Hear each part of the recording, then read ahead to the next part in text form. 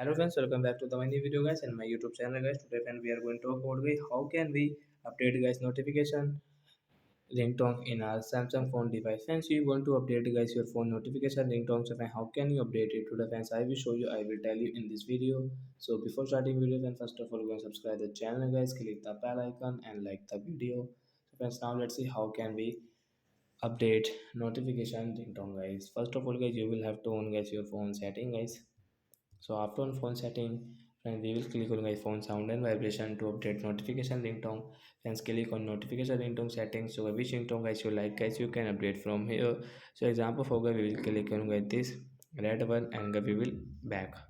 Friends, you can see volume setting as tap here. Friends, you can see notification volume guys. You want to increase, you can increase, and guys you can decrease from here guys. You can customize according to yourself. So like that guys, your notification ringtone will update in your Samsung phone device. So bye bye friends, I hope friends you understood how to update notification ringtone in Samsung phone device. So bye guys.